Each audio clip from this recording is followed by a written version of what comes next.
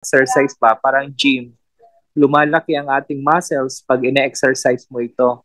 Ang faith din, lumalaki, nag-grow, lumalalim pag ina-apply, ine-exercise natin to. So we have to exercise our faith para mas lalong lumaki ang ating pong faith. Yun lang po, Kuya Mark. Thank you. Yeah, you need to exercise your faith. Kasi po yung faith requires action. Dapat po may ebidensya na may faith kayo. So the more na ma-exercise yung faith nyo, the more po nalalago yung ating pananampalataya sa Panginoon. Okay, thank you, Brother Angel. Mark Pingol, napakaganda nun. So faith. So bago po natin ibigay yung mga practical tips. So what is faith? Okay? Every day, uh, ina-apply natin yung faith. Hindi lang po natin namamalayan. So the question is, faith in what? Saan nakasalala yung faith na yon? Importante po yun. So kanino? Saan? O, diba? So uh, faith requires action for us to be able to experience the Lord. Kaya po sabi ng Bible, ang faith in Hebrews 11 verse 1. Okay, Brother Mike, could you read? Hebrews 11:1. Ngayon ang pananampalataya ay katiyakan ng mga bagay na inaasahan, ang pananalig sa mga bagay na hindi. No, thank you, bro. So ang faith, ang pananampalataya, katiyakan sa mga bagay na hindi natin nakikita. At pananalig, okay, na mayroon tayong pong inaasahan. So hindi siya to see is to believe. Okay? So ano example? Nagbigay tayo ng example. So, pagpalagay natin, no, yung sasakyan, meron siyang brake, 'di ba? Yung preno, 'di ba? May preno 'yan.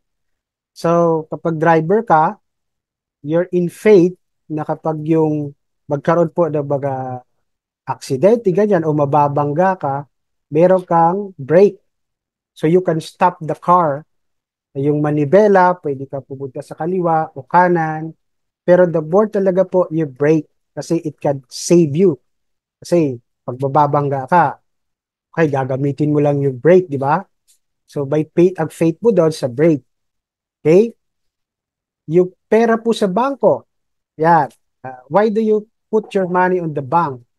Kasi po, may faith kayo. Di ba po, tiwala kayo na yung pera nyo sa bangko, safe and sound siya.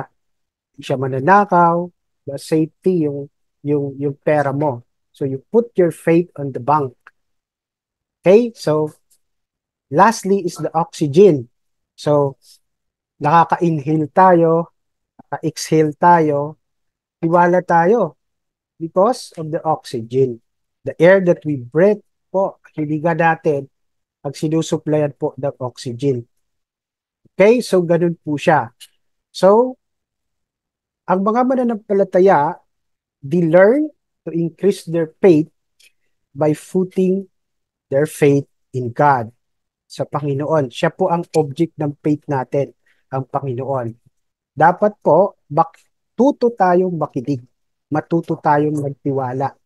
Kasi po ang mga bagay-bagay, hindi po natin pwedeng ilagak yung ating pananampalataya, ang ating faith, even sa mga tao o sitwasyon, kasi po hindi po natin control ang mga situation. Kahit nakikita mo pa, hindi ka po makakasiguro. Hindi mo pwedeng ilagay doon yung faith mo. Even sa mga kakayahan mo, talino ka, mabigat yung position mo sa gobyerno, you cannot put that faith. Okay? Yung lakas mo, ano pa, yung mga bagay po na nangyayari sa buhay nyo. Hindi nyo po pwedeng ilagak doon. Ilalagak lang po natin ito sa Diyos mismo. And that faith requires trust training. That is the most important if you are putting your faith in God. Matuto ka pong magtiwala. I call that the trust training. As far as your reliance to the Lord, yung faith nyo, nagre-rely kayo sa Panginoon, hindi po sa mga sitwasyon.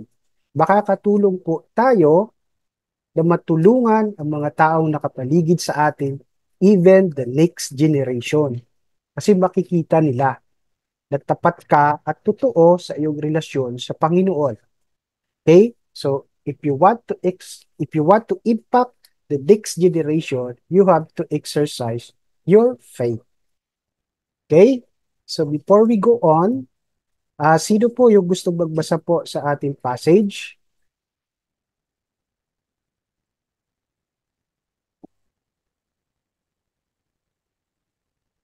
Wala ba? Pwede bang si Ate Marilyn? Ate Marilyn, pwede ka po magbasa, Ate Marilyn? Kung kaya lang.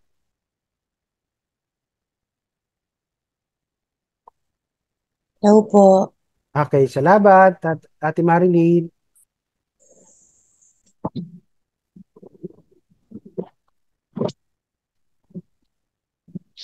Matthew chapter 14, verse 20 to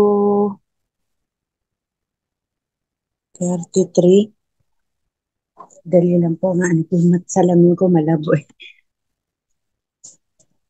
Wait lang po. Matthew chapter 14, 20, verse 20 to 33. Immediately, Jesus made the disciples get into the boat and go on ahead of him to the other side, while he dismissed the crowd.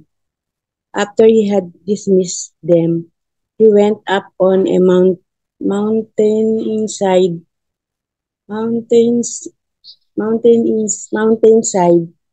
by himself to pray.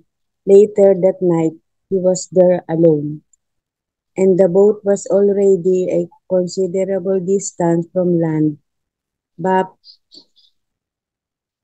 buffeted by the waves because the wind was against it. Yeah, tuloy lang, Ate Marilyn.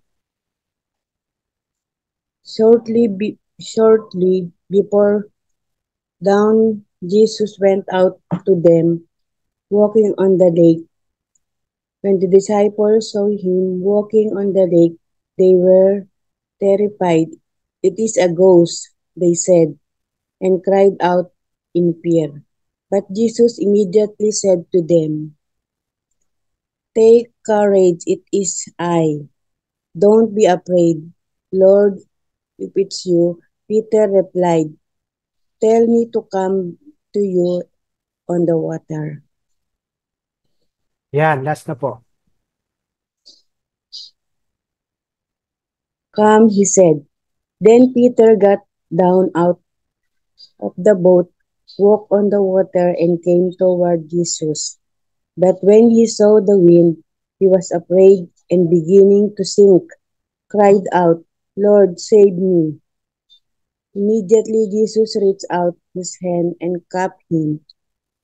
"You of little faith," he said, "why did you doubt?" And when they climbed into the boat, the wind died down. Then those who were in the boat worshiped him, saying, "Truly you are the Son of God." Yes, praise God for reading His Word. Sige po, pray muna tayo ng sandali.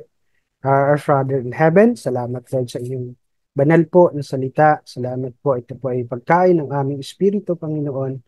We override my preparation, Lord, at kayo po ang marinig. Give me a presence of mind, Lord, by the power of the Holy Spirit. Tago niyo po ako sa inyong likuran. Kayo po ang aming maramdaman, makita, our spiritual eye. At buksan niyo po ang puso at isipan namin. We are a student of your word, Lord. As we learn and meditate your word this afternoon, Lord. We dedicate this time to you, Panginoon. In Jesus' name, Amen. Amen. Okay, thank you, Ate Marilyn. Salamat. Salamat din po. Okay, sige. So the background of the story, yung story na to, this is Jesus, galing po siya sa isang lugar at pinaunan niya po yung mga disciple niya to the other side. Okay, at nagbag-isa na lang siya. And then, ang ganda po kasi nagkaroon po siya ng solitude. Sa verse 23, after he had dismissed them, he went up on the mountainside by himself to pray. Later that night, he was there alone. So nagkaroon siya ng solitude. Nanalangin siya. Kumbaga dito ngayon sa atin, nagkaroon siya ng devotion. Sino dito may mga devotion? Amen. Amen nga. Amen. Oh, yan. Thank you, Amen. Bobby Glot. Thank you. Ayan. So, nagkaroon siya ng devotion, no? Nag-pray siya. Kung mapapansin nyo, pag binasa nyo ang Bible, ginagawa yan ni Jesus. Matthew, Mark, Luke, and John. So, makikita nyo po doon. So, nagkaroon siya ng pakikipagdiig sa Diyos. He was communicating to his Father. And then, and the boat was already considerable distance. Medyo malayo daw po yung boat. Okay? To the side of the disciple. Okay? And then, all of a sudden, shortly before dawn, Jesus went out to them and walking on the lake. So, naglalakad po si Jesus Christ doon po sa tubig. Okay? Si Brother Romson, nabanggit niya before na si Peter, alam niya yung psychology ng tubig. Oo. Naalala ko sinabi ni Brother Robson dyan eh. So, nakita ng mga disciple, si Jesus Christ, naglalakad po sa tubig. So, ano yung naiisip nyo? What do you think? Ano yung masasabi nyo tungkol doon na si Jesus Christ? Kung kayo po yung mga disciple. Kasi sabi ng mga disciple, multo. Multo, sabi nila, and they cried out in fear. So, kung kayo po doon yung disciple, ano po kaya yung normal reaction nyo? Kagaya ba ng mga disciple? Sige ka. What's your reaction kapag nakita mo si Jesus? Naglalakad siya sa tubig, sa ibabaw ng tubig.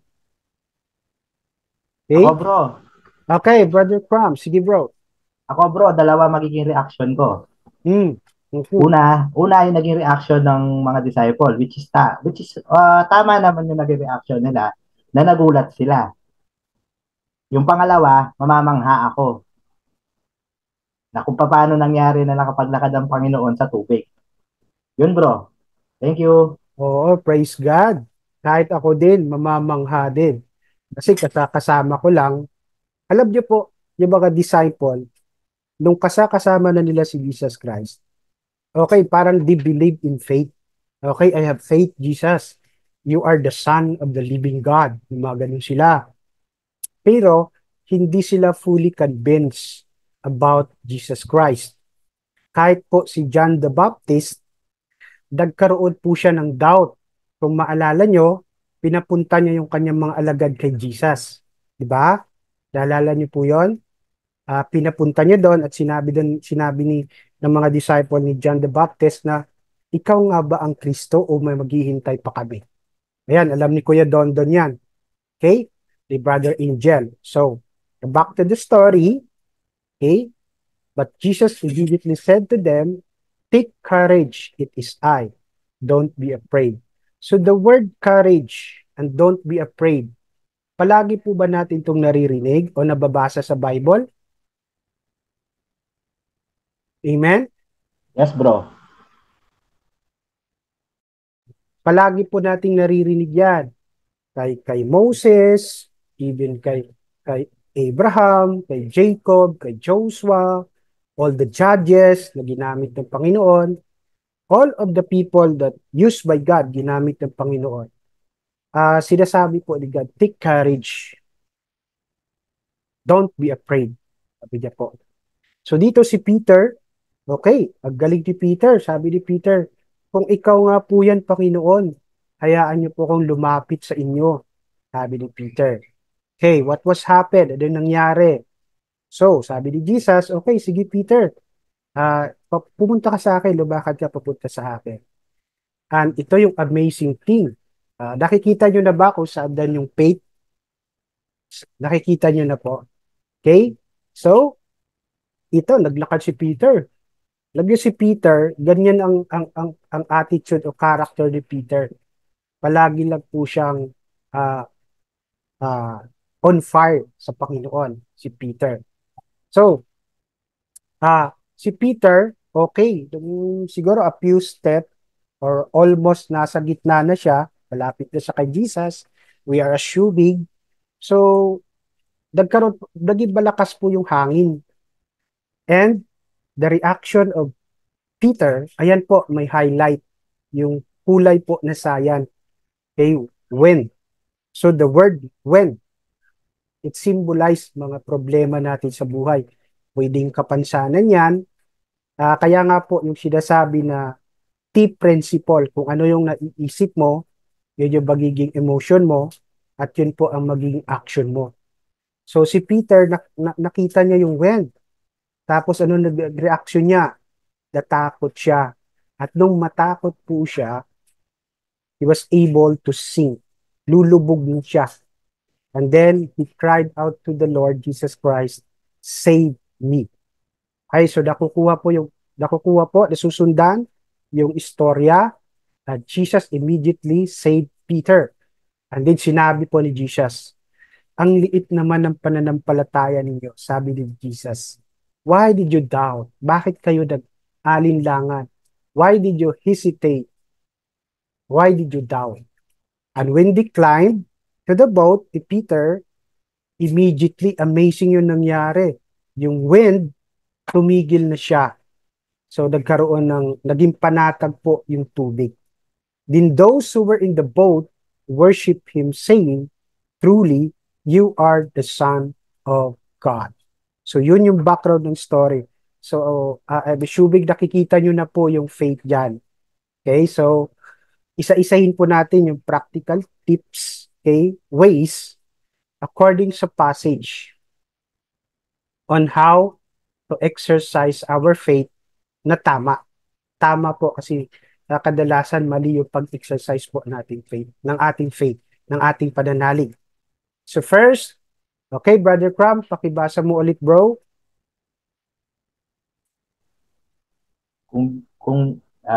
Number 1, make faith a lifestyle, not an epic event. Kung binigyan tayo ng buhay ng Espiritu, mamuhay rin tayo ayon sa Espiritu. Saan man, bro, next slide. Thank you. Okay, thank you, Brother Cram. So, unang-una po, para ma-exercise niyo po yung faith niyo, is maging lifestyle. Hindi po siya epic event. Okay? Ano po yung epic event? So, ang halimbawa niyan, para mas madali po natin maintindihan, kapag maganda po yung nangyayari sa buhay nyo, do you say, praise God? Do you say, thank you, Lord? Sino po yung ganun yung kanyang reaction? If there's something good happening sa pamilya mo, sa buhay mo, do you say, praise God? Pwede mag-share ng konti, bro, about yan. Okay, sige, bro. Okay. Kasi ako, before, nagsasabi ako ng ganyan na thanks God. Pag talagang sobrang tuwa ko, sobrang galak, yung sobra-sobra ba. Pero kasi may times na naging tao tayo tao ako na dumarating ako doon sa point na wala akong kasiyahan sa mga bagay na ibinibigay sa akin. Gusto ko mas marami pa. So pag binigyan ako ni Lord ng isang bagay, sasabihin ko, kulang pa to, Lord eh. Bakit ganun? Ba't ang konti ng ibinigay mo? Kumbaga, hindi ka naging appreciative ba sa mga bagay na ibinibigay sa'yo? Bagkus, humihiling ka pa, nagiging sakim ka pa sa mga bagay na gusto mong makuha mo pa. So, yung sa akin, ganun dati yung yung lifestyle ko. Pero ngayon, dahil nga nandito na ako, na nagagabayan na ako ng tama, mas nagiging appreciative na ako ngayon. Kung ano yung meron, dapat pasalamatan. Kung ano yung wala, alam natin na ibibigay pa rin ni Lord yon. Kaya lang, hindi sa ngayon, pero dapat matuto tayo maghintay in the right time. Dahil ibibigay ni Lord sa yon in His perfect time. Yun lang, bro. Thank you. Okay, thank you, Brother Cram, for sharing. So, that's faith. Diba? Ang faith natin, hindi po dahil maganda yung nangyayari sa paligid natin. Dapat araw-araw po, yung faith natin ay maging buhay na po natin. Kaya po ang sinabi sa Galatians 5:25, kung binigyan tayo ng buhay ng Espiritu, mamuhay rin tayo ayon sa Espiritu. So, kung gusto mong ma-practice yan, dapat daily. Hindi siya bukas lang, hindi po siya sa isang linggo lang, araw-araw. At magsisimula po ito sa pagmamahal natin sa Panginoon. Okay, we need to exercise that faith. Loving people. Pagbabahal po natin sa kapwa natin, and responding, matuto tayong makinig, matuto tayong magtiwala, kasi po, ang Holy Spirit, siya po ang tutulong sa atin. It will empower us para gawin po na habit o gawin pong lifestyle yung ating pananampalataya sa Diyos. So, did you get it? So, nagigits niyo po? Right? Yung Holy Spirit, yun po ang mag-i-empower sa atin. Kasi, di ba, pagising mo po ng umaga, parang nakakatamad, ganyan, nakakatamad, parang wala kang gana, okay? But, sabi po, yung fruit of the Holy Spirit, merong joy. Pagising mo sa umaga, nagsarap huminga, meron kang joy, meron kang kapanatagan, kahit po ganito ang pagyayari, ito po ang nangyayari. So, recently, yun nga, sinabi ko sa inyo, di ba? Yung kapatid ko, nagkaroon po ng operation, yung kagagaling lang po nila dito last April, pumunta po sila sa Singapore, tapos po, nung pagbalik po doon sa physiotherapy siya, and all of a sudden, nagkaroon po ng parang pigsa sa katawan niya. So, ayun, uh, it's happening. So, what will I do? Sabi po namin.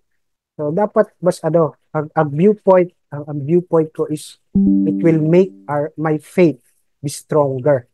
Yan yung mindset ko. Kasi alam ko si God, kasama natin eh. At hindi po aksidente yun. Pwede bagkus po. Okay? Doon yung pagkakataon para po madagdagan, para po maging malakas yung ating pananalig sa Diyos. Kahit na ganun po ang pangyayari.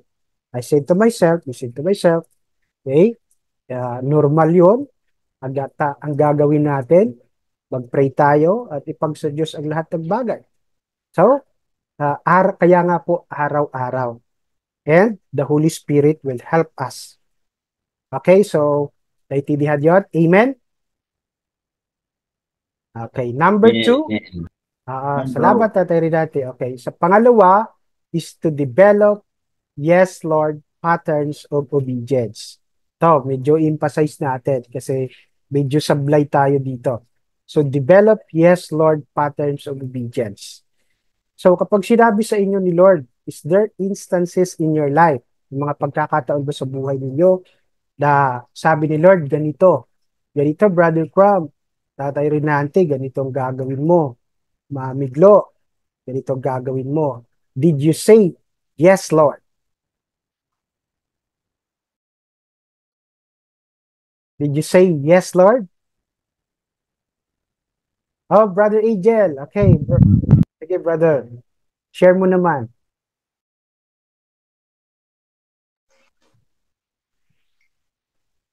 Your mark? Yes po. Go ahead. Po. Can you share your faith about yes, na moment sa life mo na sinabi ni God and then you say, yes, Lord? Minsan, kung kailan po na-exercise ang faith, una, I believe, ang pagbigay ng tithes is not just an obedience, is faith na need kong gawin. And one thing I discovered, though hindi yun dapat ang motivation or intention, pero the more na faithful tayo sa tithes, the 10%, the more naman nagbe-bless din si God. Tapos yung pag sinasabi ni God na magbigay ka, parang hindi man tayo naghahabol ng kapalit, pero binibless tayo ni God when we exercise our faith in giving. Okay, markin lang, sample ko muna. Thank you. Thank you. Sige po, pakibasa na lang din yung slide, Brother Angel. Thank Okay you. lang. Okay po. Number 2, develop, yes, Lord, patterns of obedience. Saan man kayo pumaling, sa kaliwa o sa kanan, maririnig ninyo ang kanyang tinig na nagsasabing, ito ang daan, dito kayo lumakad. Isaiah 30 verse 21. Ayun. Thank you, Brother Angel. So, Ito, okay. So, yung passage, sinasabihan ni God, si Isaiah po. Sabi niya, pag nakarinig kayo ng dito kayo pumunta, dito kayo, doon kayo pumunta, dito kayo lumakad, sabi ni God kay Isaiah. At kapag binasa niyo po yung chapter 30, guess what kung anong sagot po ni Isaiah? Guess what? Yes, Lord. Yun po yung sinabi ni Isaiah. So, tularan po natin si Isaiah. Gaano man kahirap, gaano man kadali, or gaano man kakomportable yung pinapagawa sa atin ni God, we should develop, yes, Lord. Sa paglakad ko rin sa Panginoon, sabi ko nga, delay yung obedience ko, I'm not that confident. Lahat po yun, pre-provide ni Lord.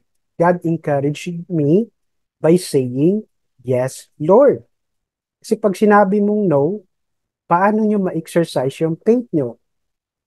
Hindi nyo po ba i-exercise kapag dito po sa PWD Fellowship, 4 years na tayo. Okay, 4 years na tayo sa relationship natin sa the Lord in walking with God. So what are the instances in your life that you say, yes, Lord? Yes, Lord. Ganon. Baka po. Diba? So, sabi nga ni Mami Glo, even you disciple one people, it's yes, Lord. So, madalas, hindi po natin ma-exercise talaga, hindi natin maranasan yung biyaya ni God or yung favor ni God because hindi tayo marunong magsabing, yes, Lord. Dapat yes, Lord lang kasi si God, He will empowers us and equip us. Hindi na tayo dadalhin po sa isang labanan na wala tayong armas, wala tayong magagamit.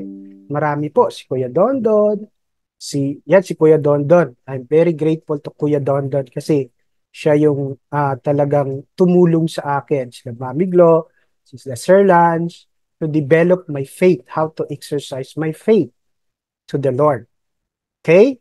So dapat, yes Lord lang tayo sa Panginoon. And God will do the rest. Okay? Kaya matuto tayong makinig at kapag nakikinig ka, yan ang sagot mo kay Lord. Yes, Lord. Okay?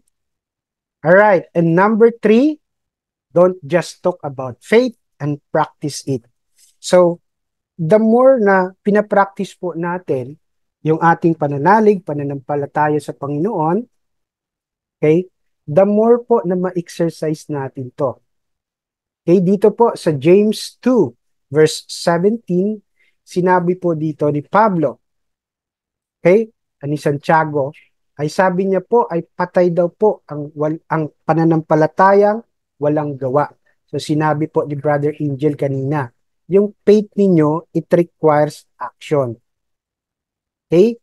The next generation, yung mga taong nakapaligid sa atin, tinitingnan tayo. They see us, they are watching us. They are watching us. Kung talaga ba to si Brother Mark, talaga bang faithful to sa Panginoon? Talaga pang ginagawa niya yung sinasabi ni God? So your family, yung po ang pinakamalapit na alam nila kung anong ginagawa natin. Okay? So si Peter, ang ganda po ng ginawa ni Peter. Do you think pag-uusapan po natin si Peter kung hindi po siya bumaba sa bangka? Sa madaling salita po, kung hindi niya po na-exercise yung faith niya. Kasi ganun si Peter, ang ganda po ng character at attitude na ganun ni Peter. Sugod lang siya ng sugod without thinking. Basta para sa Panginoon, yes Lord. Okay?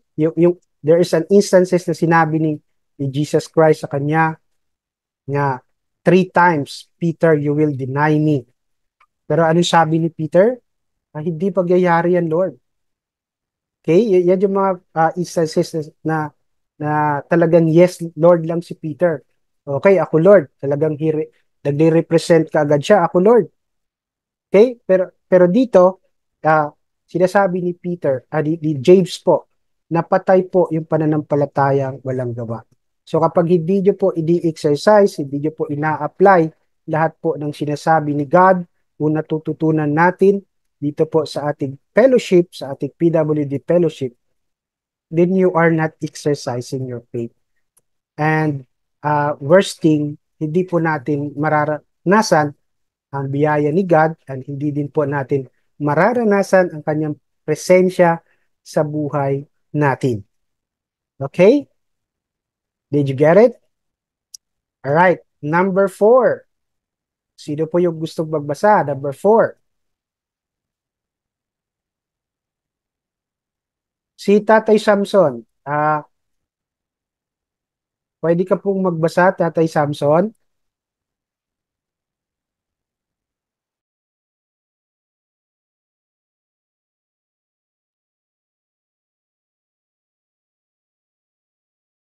Okay, Brother Mike. Pakibasa na lang, Brother Mike.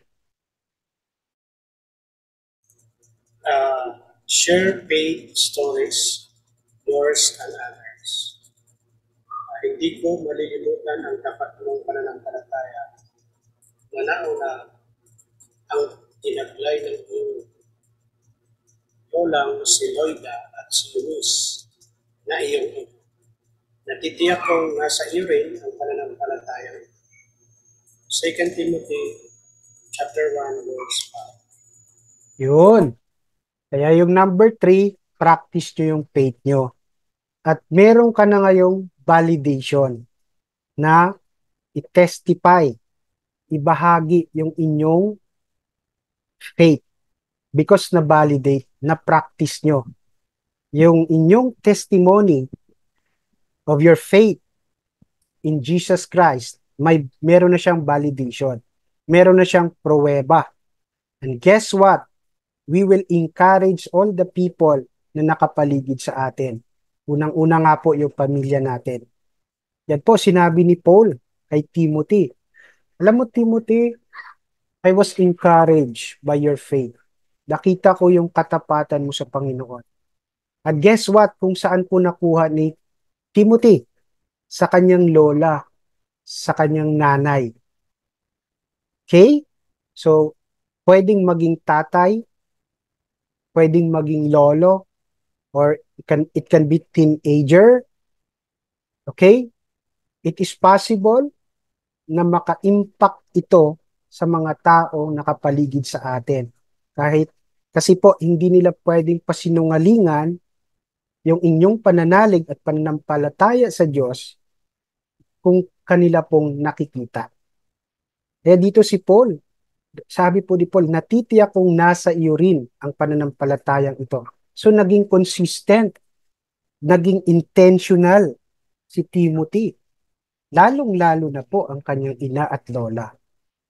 So, sino po ang nakitaan nyo po ng isang pananampalataya? Siguro po, meron namang, sino po dito yung ba, how many is believer in your family?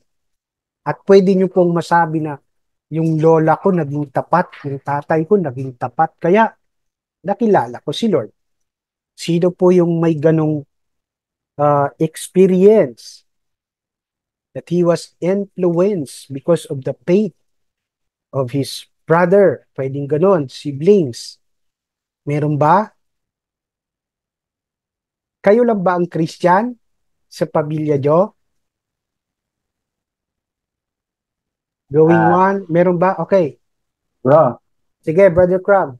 yung nag-influence sa akin ng ganyan is yung aking grandma, which is wala na siya ngayon. Yun, napaka madasalin nun. Madaling araw pa lang pag nagigising ako. Kasi yung kwarto niya, hindi naman nalalayo kung saan ako natutulog. So pagka umaga, pag nagigising yon, hahawakan niya agad yung ano niya, yung rosaryo niya, tapos magdarasal na yon. Magdarasal yon every day. Walang palyat. 2 hours every day. Lagi siya nagdarasal. Tapos sabi niya, pagka nagising ako, alika, Mike, sabi niya, samahan mo ako, magdasal tayo sa labas. So ako, ginagawa ko, ganun din. Sinasamahan ko siya, nagdarasal kami. Araw-araw yun, hindi siya pumapalya pagkagising sa umaga. Yun ang itinuro niya sa akin na hanggang ngayon, dala-dala ko pa rin hanggang ngayon. Yung laging magpasalamat at laging magdasal sa Panginoon pagkagising mo sa umaga. Yun, bro. Thank you. Yeah, praise God, Brother Crum. So your faith can impact others. It will encourage also to share their faith also. Kasi ang Kristiyano, ang isang problema po sa Kristiyano, nagtatago. Sabi niya nagtatago, ayaw niya makilala na Kristiyano siya. So paano niyo po ma-exercise yung faith na yan? How can you exercise that faith kung nagtatago kayo if you don't practice your faith? Ang ganda po ng pangako ng Diyos. Yung mga tapat po sa Kanya, mararanasan ang kabutihan ng Panginoon. And your faith is a powerful testimony para po mabago ang mga taong nakapaligid sa atin. Makakatulong po tayo na ma-impluwensyahan yung mga susunod sa atin. Hindi lang sapat na tayo lang nakakilala sa Panginoon, tayo lang yung may faith. The more we practice, sabi nga po, walk the talk. Intentional ka, consistent. Kasi nga po, na-share ko before na yung mga lolo at lola ko sa mother side is Methodist sila. Pero ang problema, wala akong nakita na intentional sa kanilang pananampalataya. Cultural, traditional, yung nakita ko on my own. Hindi ko alam kung ano sa inyo. Pero praise God kay Brother Crab. Nakita niya yung lola niya. Wow, praise God. Nakita niya yung lola niya na talagang faithful. Na i-exercise ng lola niya yung faith niya sa Panginoon. So ganun po ang dapat nating gawin. If you want to exercise your faith, just be faithful, practice po yung inyong pananampalataya. So that there is an evidence. May ebidensya po. You'll never know kung gaano po makaka-influensya sa mga tao nakikinig sa atin, especially if you walk the talk. Amen? Amen? Ay, wala na akong kausap. Ay, meron pa pala. Salamat. Okay, so proceed tayo sa number 5. Okay, so number 5, ito po yung pundasyon. This is the heart of the 7 practical application. Okay? So, sabi po sa 1 Corinthians chapter 13, verse 13, sabi po dito, nananatili ang tatlong ito, ang pananampalataya, pag-asa, at pag-ibig. At ang pinakadakila po dito ay ang pag-ibig. So, the more na close ka sa Panginoon, sabi po dito, make intimacy with God's faith base camp. Ano yung base camp? Diba sa mga baseball, ano yan eh? Diba? Yung mga base camp, yung ano. Pero sa madaling salita po, ito po ay pundasyon. Ayan, dapat maging pundasyon mo kasi pwedeng pag nalaman mo na, ganun pala mag-exercise ng faith. Pero, sabi po ni Paul, dapat ang maging source, ang pinagmumulan o pinagkukunan ng pag-exercise nyo ng faith is love. Pag-ibig.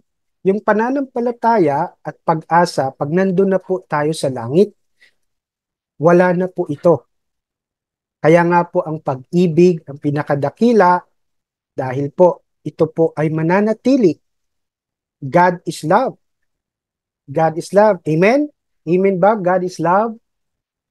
Lahat po ng nasa langit, lahat po ng nasa langit, ang presensya, the presence of the Lord in heaven is full of love because God is love. Sabi nga nila, faith, mahalaga, importante yung pananampalataya, Brother Mark.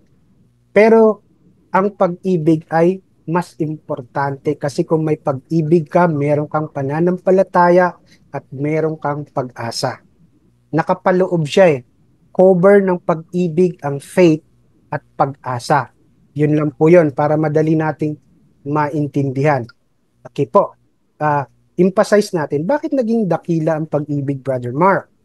Okay? So in 1 Corinthians chapter 13, verse 2, sinabi po dito, makapagsalita man ako ng mga mensahe ng Diyos, makapag-preach man ako dito sa PWD Fellowship, parang ganon. Makaunawa man ako ng mga mystery, hiwaga patungkol sa Diyos. Si Paul po ang nagsasabi dito, maipakita ko man ang tapat kong pananampalataya sa mga tao, sa Diyos. Ngunit kung wala naman akong pag-ibig, ano po ang sabi? Wala po tayong kabuluhan. So, madali, sabi ko nga po, madali po yung pag-exercise ng faith kapag naunawaan mo na, kapag sumunod ka na. Pero ano yung motibo? Ano yung reason? Anong goal niyan? Okay, ang pinagmumulan lahat niyan ay ang pag-ibig. Kaya kung meron tayong regalo na pwedeng ibigay sa ating kapwa, sa mga susunod na salinlahi, yan po ang ating malapit na relasyon sa ating Panginoon. Kaya nga po, ang Diyos ay pag-ibig. So, full of love ka. All the things that you are doing, it is because of love. Kaya, ituon natin ang ating Panginoon, ang ating paningin kay Kristo Jesus. Bakit po? Kasi po, dito nakasalalay ang ating pananampalataya mula simula hanggang katapusan. So siya po ang yung completion. Magiging kumpleto ang ating pananampalataya dahil sa ating malapit na relasyon sa ating Panginoon. That is a wonderful promise of God. So the question, are you intimate? Close ba kayo ni God?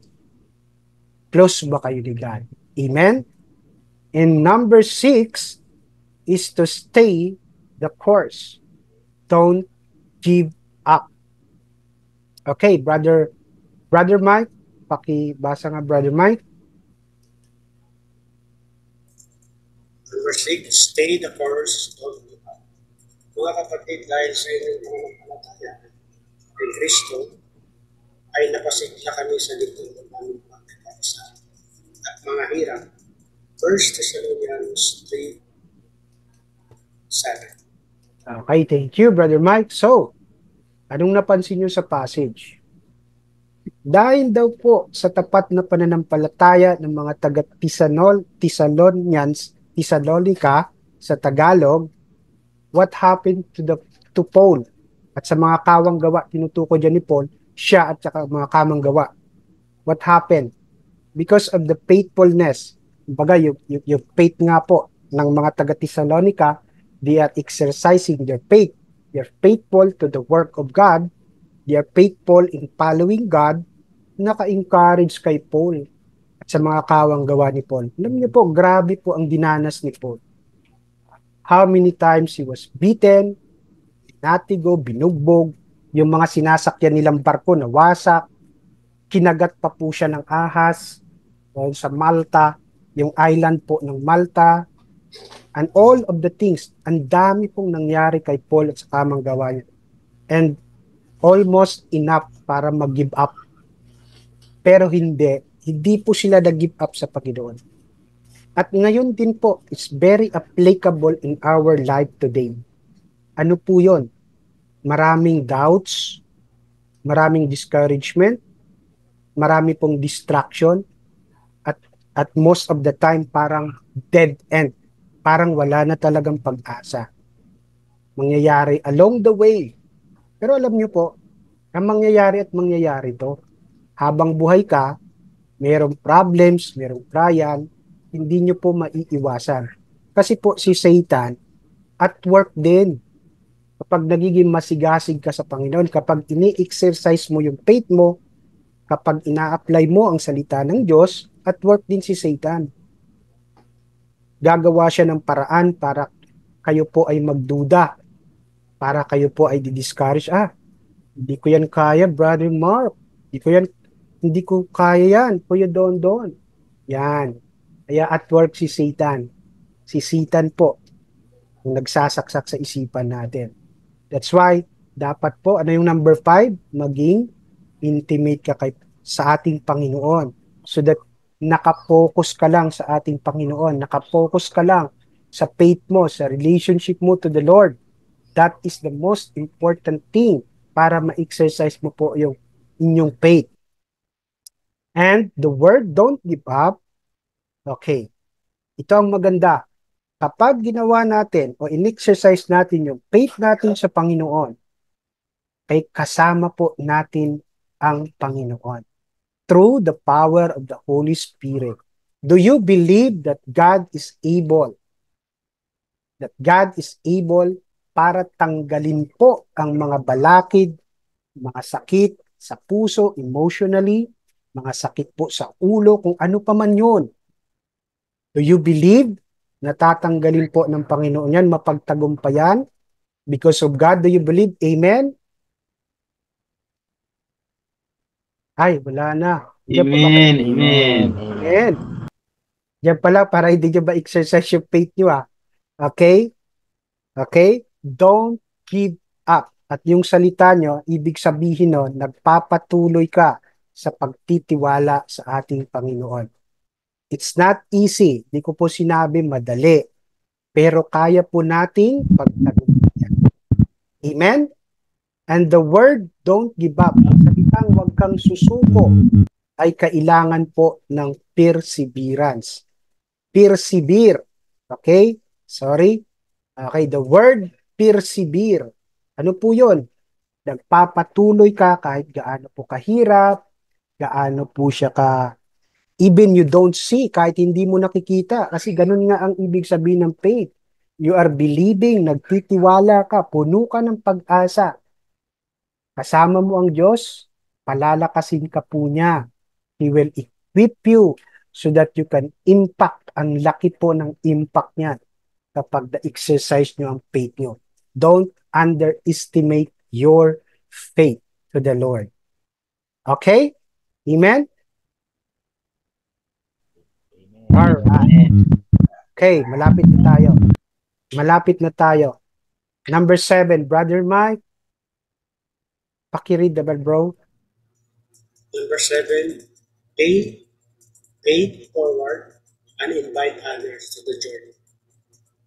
Sinabi ni Jesus sa kanila, sumunod kayo sa akin at gagawin ko kayong mga mangingisda ng mga tao. Matthew 4:20. Okay, thank you, bro. So, na-exercise na natin yung faith natin. Na tayong daily walk as lifestyle to the Lord at hindi tayo sumusuko. We're developing, yes, Lord. So, what's gonna happen? Ano na po ang mangyayari? So, kung mapapansin nyo, yung color green, na nilagyan ko po ng faith at saka invite others. So, ang ibig sabihin po dito is to invite others to the journey. Yung pay it forward, di ba? Madalas yung marinig po yan. Yung pay it forward. Okay. Ngayon, pay faith forward naman. Katulad po ng ating Panginoong Hesus. In-invite niya si Peter.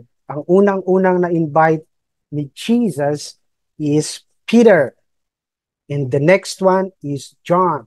Naging malapit sa kanila. Hindi naman ibig sabihin hindi malapit yung ibang disciple. Okay? And Santiago, yung anak po ni CBD. Okay? Not the half brother of Jesus. Okay? Yun po ang ginawa niya. Sabi niya, sumunod kayo sa akin. Follow me. At gagawin ko kayong mga mangingisda ng mga tao. Wow! Talagang kung saan yung workplace mo, kung saan ka po tinawag ng Panginoon, it is a training, you can use that, pwede mong gamitin para po maka-invite ka ng tao. Kung saan ka man po ngayon, whatever you're in now, you can use that. Kasi po, bakit mangingisda ng tao? Kasi po, fisherman sila Peter. So tayo din po, di ba? Ang obvious is yung mga kapwa natin po na PWD. Yung mga taong may kapansanan. Or yung mga pamilya ng may mga taong may kapansanan. We can invite them. Pwede natin po silang imbitahan para po ma-experience nila. Kaya ang ganda po ng ginawa nila ng lahat po ng disciple ni Jesus Christ. The exercise by faith. by faith, they followed Jesus Christ. And guess what? Hindi po naging madali ang pagsunod nila sa Panginoon. But the most important thing, ang pinakamahalaga po, ay na-exercise nila yung kanilang faith sa Panginoon. Di madali. Madali po ba yung pinagdaanan ng mga disciples ni Jesus? Did they become rich? Did they become famous? Or higher position? Hindi po. In fact, ang pagkamatay po nila ay tragedy at pagkamatay nila. But they keep on trusting God. They keep on believing God. They keep on exercising their faith. So, ano na po pag sa atin naman? So, paano yun, Brother Mark, sa amin naman? So, the practical tips is to look for opportunities. Maghanap po kayo ng oportunidad. Pray to the Lord. Ask wisdom to the Lord. Okay? Look for opportunities to invest someone as God leads. Saan po kayo nililid ni God? Most of the time, sa ating pananalangin, pingi ako, Lord, ng ganito. Lord God, protektahan nyo kami, Panginoon. Empower us. Ganun yung naririnig natin. Okay? Pero nasaan po yung gawain para sa Panginoon? Yung pinapagawa ni God. Okay? Because it requires faith. It requires listening to the voice of God. Matuto tayong makinig. So, the one obvious, okay, to look for opportunities aside from your family, aside po sa pamilya nyo, is use the social media para maging platform to invite others. Huwag tayong mawalan ng pag-asa to invite others. Invest, ano yun? Time, talent, and treasure. Pwede niyong gamitin yan, invest, build relationship to the Lord. Yan po yung naging umpisa din sa akin. Nag-build ako ng opportunities to the people na nililid sa akin ni God. Pinag-pray ko sila. Yung alam natin, yung pray, care, share. You can use that as a simple guide sa mga tao po na ililid sa inyo ni God. Di ba ang saya po na makita? Meron na po sa atin. Meron na nag-exercise ng faith. At ang ganda na makita po sila na they are exercising their faith. Lumalago po sila sa kanilang pananampalataya sa Panginoon. How wonderful. Nabibigyan natin ng glory si God. Okay? Use your faith to create lasting impact. Maniwala man kayo o hindi, your faith will impact the next generation. It will impact the next generation. All the people that surround you. Kaya nga po, before we end, ito po, sabi po sa Bible, it is impossible to please God. At ano po, kapag wala tayong faith, kapag hindi po natin na-exercise yung faith, ano po ang sabi dito? Brother Mike, could you read? Hindi maaaring kalugdan ng Diyos ang walang pananampalataya sa Diyos. Pagkat ang sino mang lumalapit sa Diyos ay dapat sa manampalataya ng may Diyos at siya ang nagbibigay ng gantimpala sa mga humahanap sa Kanya. Hebrews 11:6. Alright, thank you bro. So, naunawaan na natin yung faith. Ito po yung matibay at katiyakan, nananampalataya ka po sa mga hindi mo inaasahan kahit hindi nakikita. But it requires exercise. It needs you need to exercise that faith. Kasi pag hindi po natin mabibigyan po ng lugod, kaluguran, glory si God. Remember, isa po sa mga dahilan kaya po tayo ay nabuhay ay bigyan po ng papuri at karangalan ang Diyos. And guess what? Meron pong gantimpala ang Panginoon. Lahat po ng ipapagawa ng Diyos sa atin, meron pong gantimpala. Ang laki po ng gawain para sa Panginoon. That's the problem. Yung harvest, malaki. Pero yung mga harvester, a few. So stand and trust God. Magtiwala, sumunod sa Panginoon, and leave the consequence to the Lord. Kung ano man yung mangyari, okay? Ang importante po, na exercise yung faith nyo, patuloy po kayong nagtiwala sa Panginoon.